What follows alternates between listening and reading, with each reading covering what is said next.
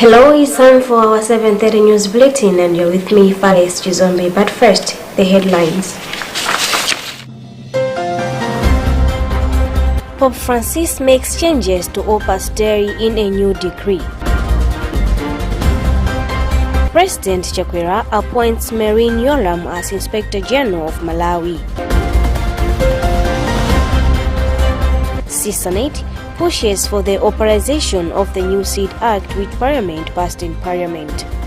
In our special report, Bernard Manza gives an insight of online gender-based violence in line with cybersecurity acts that prohibit any form of online gender-based violence.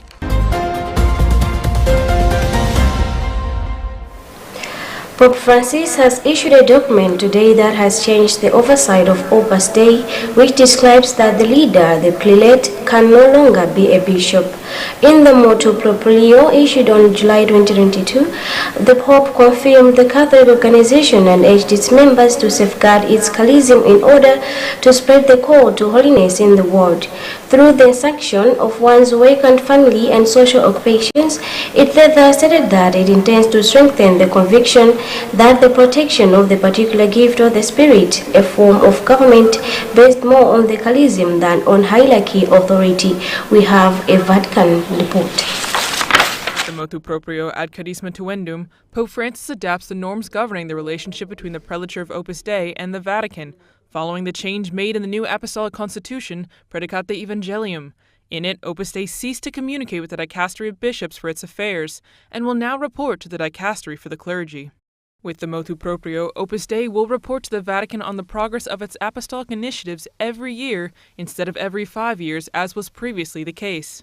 In the past, if Opus Dei had issues that did not concern the dicastery of bishops, it could go directly to other dicasteries, but not anymore. Now, the dicastery for the clergy will handle any concerns and questions that emerge. Finally, from now on, the prelate of Opus Dei will no longer be a bishop, and the motu proprio explains why. This change reinforces the conviction that in order to safeguard this special gift of the Holy Spirit, a form of government based more on charism than on hierarchical authority is necessary. The prelature of Opus Dei issued a communiqué which stresses that the motu proprio is an occasion to reflect on its charism. It also recalls that it is not necessary for the prelate to be ordained a bishop. In fact, the founder of Opus Dei, Saint Jose Maria Escribá, never was.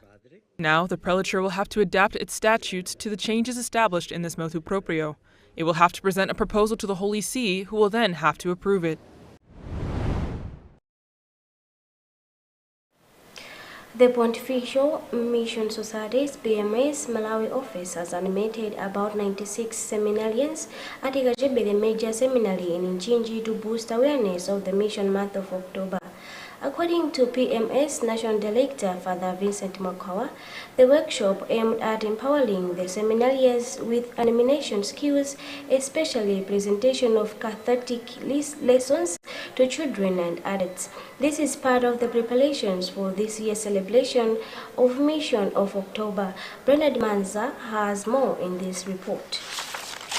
The workshop focused on equipping the seminarians with more knowledge of parish work as they are about to go on holiday to different parishes. Father Vincent Makwawa said as parishes are preparing for the mission month, it was proper for the seminarians to be aware of what they will be doing to support other people's efforts in parishes ahead of the celebration. He further added that as seminarians who will be going for missionary work as priests, they also have to understand more about mission in line with church teachings for them to serve the church better. As they are in the parishes, this information is going to help them to teach people, but also to monitor what the parishes are doing in the preparation for the World Mission Sunday.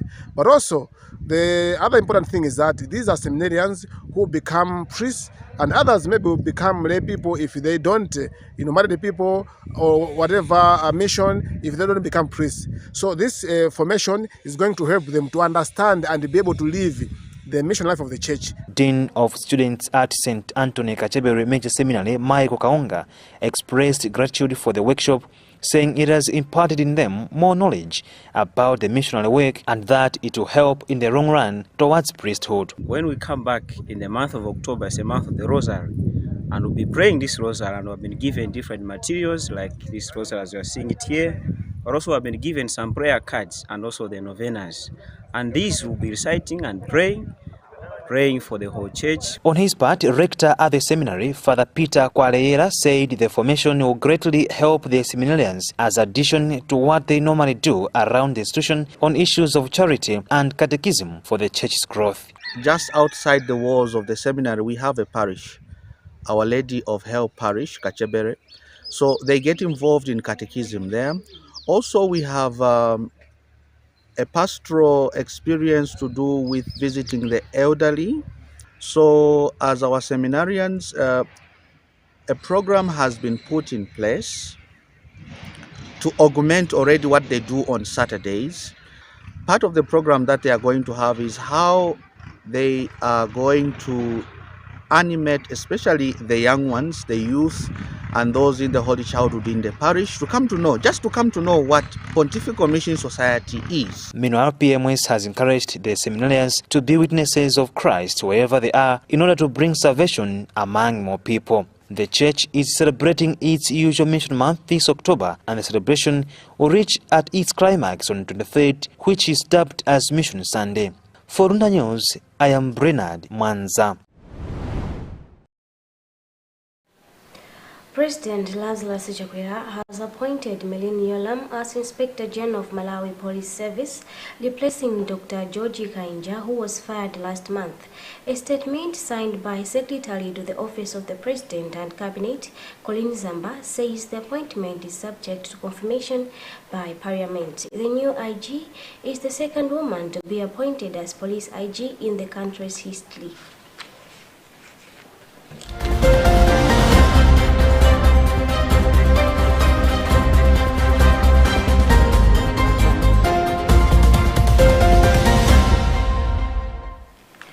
Civil Society Agriculture Network, CSNET, says the new Seed Act, which Minister of Agriculture is yet to appoint a date for its authorization, will eliminate the presence of fake seeds on the market, which farmers have been complaining about for so long.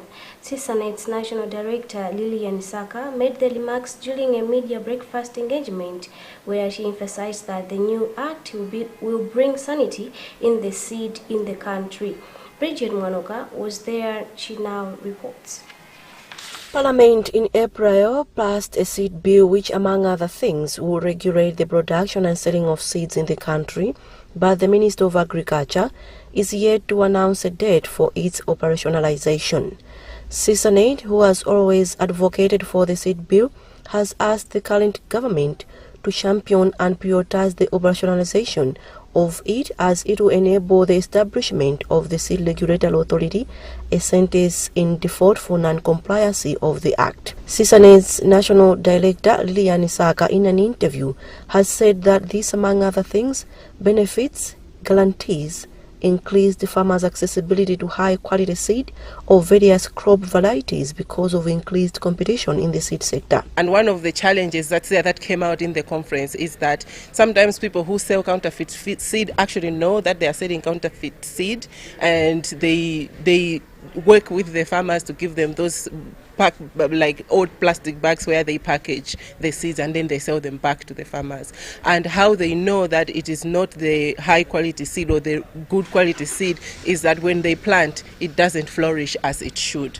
And this deception happens not only to the poor farmers, even to people who are in the know, even like high level people. They do find themselves buying seed and they discover that it wasn't a good quality seed. Director of Agriculture Research Services, Wilson Magumba, said the fake seeds are promoted due to weak services the country has, and that we continue using the 1988 Seed Act, which has some outdated aspects which make everything worse for farmers. We are looking at the issue of fake seed in the country, and these are being actually promoted simply because of the weak regulatory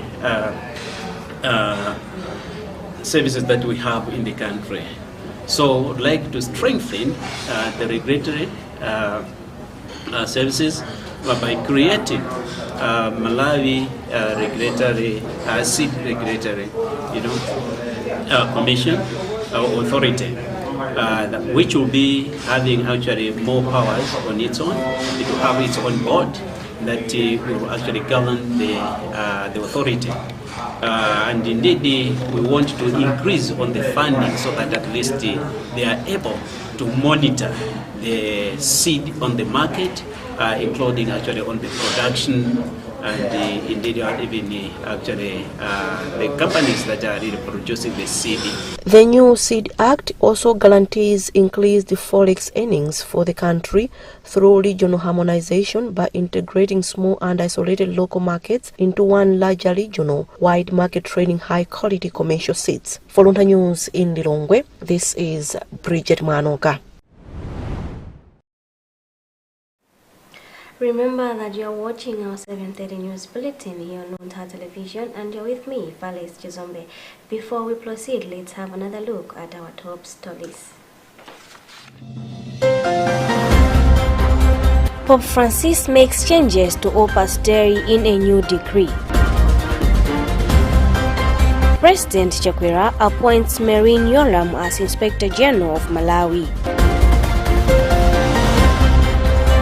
Senate pushes for the authorization of the new Seed Act with Parliament passed in Parliament. In our special report, Bernard Manza gives an insight of online gender-based violence in line with cybersecurity acts that prohibit any form of online gender-based violence.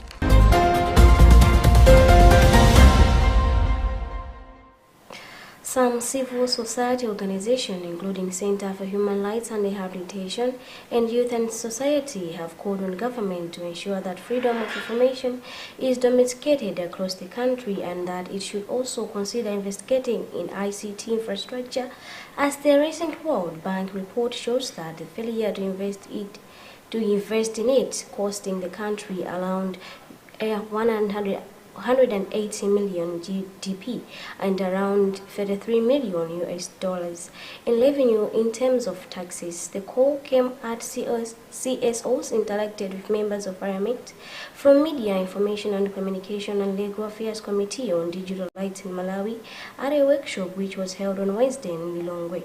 In his remarks, Youth and Society Executive Director Charles Kajoloweka said the country loses a lot of money for not investigating properly in ICT infrastructure, saying these are resources that could be brought back into the nation's economy.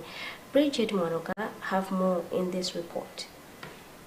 Speaking at the sidelines of an engagement workshop on digital rights with members of Parliament, Kajoloweka said it is sad to note that in this modern era, access of ICT services in the country is very low, which is at around 14.6%. He further said that as government is thinking of ways on how to restore the country's economy, it is very crucial to start considering investing in ICT infrastructure as the country is losing a lot of money. Kajoloweka elaborated that losing 180 million US dollars GDP and around 33 million US dollars in revenue in terms of taxes is something the country can't afford right now, hence the call to consider investing in ICT infrastructure. What we are saying is that government must really intensify the investment in the ICT infrastructure.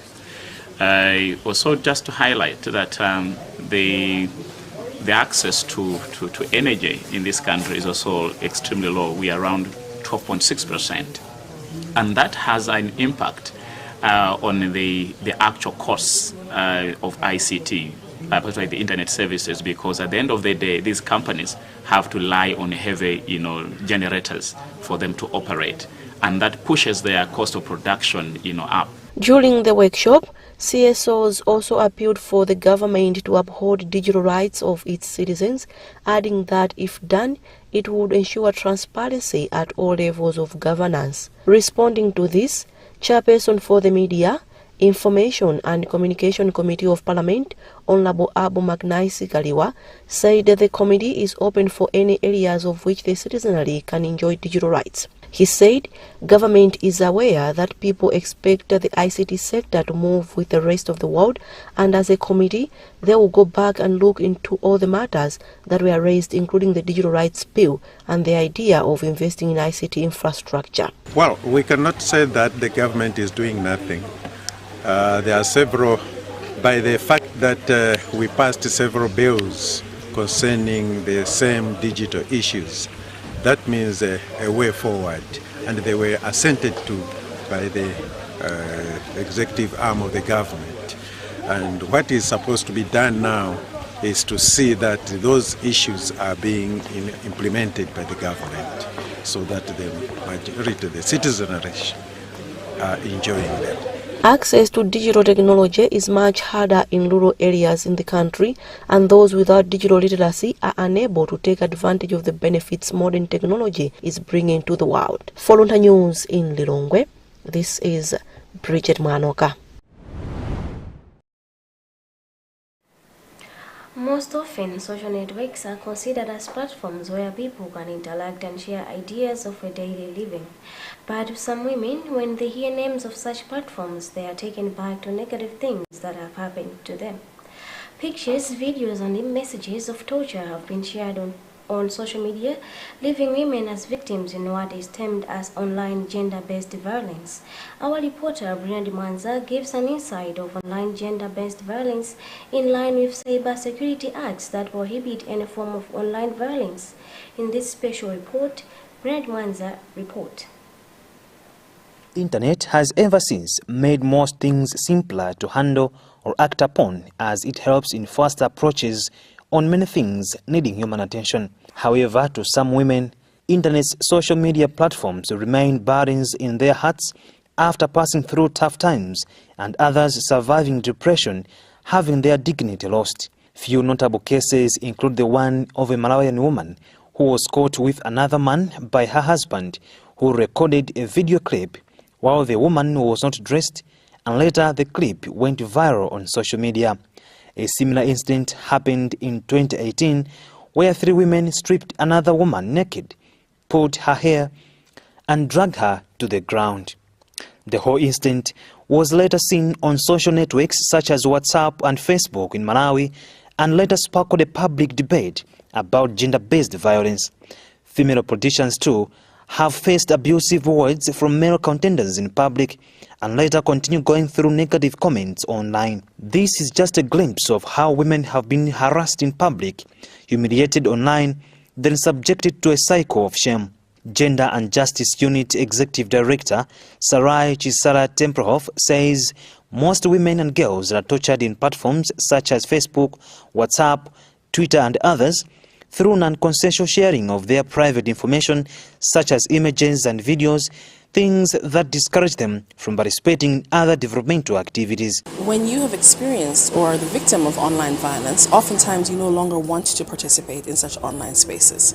So when I say a multi-stakeholder response, it's those who are the background of such platforms, you know, the Google, your Facebook or Meta, but also locally you have your police, you have your Ministry of Gender, you have your Ministry of Justice. We need laws that are relevant and can be used to respond to these newer forms of online violence. Barbara Banda, a women's rights defender in Malawi who once faced torture online due to a comment that she made on another case relating to gender-based violence, says the fast rate at which social media is growing leaves a lot to be desired, and that laws to be strengthened to ensure that women and girls are respected. I believe that we need to really make sure that women and even young girls are aware of this online gender-based violence. They are aware of the policies that are available for redress. Concurring with Banda, president of the ICT Association of Malawi, Bram Fudzurani, says this is a big problem as the society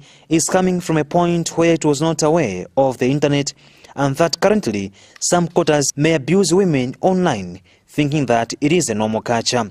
Fudzurani fears that the country will fail to control online gender-based violence in a few years to come when more people have the access to internet if the situation is not contained now. I'll tell you that if I transmit a video which is part of a certain crime and somebody retransmit that video, that one who has retransmitted that video is not involved in any crime. So we want laws that should be enacted that should also deal with those that retransmit those other videos which are part of a crime. The malpractice is reported to fall under inserting the modesty of a woman in the Penal Code and the offences of cyberbullying and cyber harassment under the Electronic Transactions and Cyber Security Act. However, Superintendent Gladwell Kubaro, who is head of the Digital Forensics and Cyber Crimes Unit at the Malawi Police Service Headquarters, told us that the police take complaints of online violence seriously and collaborate with various actors, including operators of social media platforms, to investigate and ensure adequate evidence is obtained for successful prosecutions. He, however, hinted that Cybersecurity Act alone is not enough to deal with such cases and that authorities should think of bringing in new laws that will help in ending online gender-based violence. The government has placed a very ambitious agenda that by 2026 it wants 80% of Malawians to have access to the internet. Now imagine right now we're saying about 15% of Malawians are online and we're grappling with issues of online gender-based violence. What will happen when the number actually gets to 80%? We need to have this conversation before it's too late. Malawi Communications Regulatory Authority MACRA Director for Legal Services Tokozan Chimbe is of the view that there is a need for stakeholders not to rely on laws only, but also trying every possible means for the public to know more about online gender-based violence. Basically, what we normally say is that when it comes to cybersecurity, the solution will not lie in having laws alone. We need to have the right policies. We need to have the right institution to support victims of gender-based violence. We need to have institutions where people can easily access and report when there are any issues of cyber crimes, especially on gender-based violence. Women and abuse online may limit women's right to express themselves equally, freely and without fear. Women are often silenced. In many instances, the impact on victims that experience online abuse or harassment is major, such as lower self-esteem or loss of self-confidence as a result to stress, anxiety or panic attacks after experiencing online abuse or harassment. Online violence affects women disproportionately, not only causing them psychological harm and suffering, but also deterring them from digital participation in political, social and cultural life. It also hampers the full realization of gender equality and violates women's rights. While there are many laws that could potentially be used to address online gender-based violence, there is need for consolidation not only of the laws but also coordination of the implementing actors and stakeholders to ensure coherent and unified implementation combating online gender-based violence. For Luntha News, I am Bernard Mwanza. That's all we had for you, but before we go, a recap of our top stories. Pope Francis makes changes to Opus Dei in a new decree. President Chakwera appoints Marine Yoram as Inspector General of Malawi. Senate pushes for the authorization of the new Seed Act with Parliament passed in Parliament. In our special report, Bernard Mwanza gives an insight of online gender-based violence in line with cybersecurity acts that prohibit any form of online gender-based violence.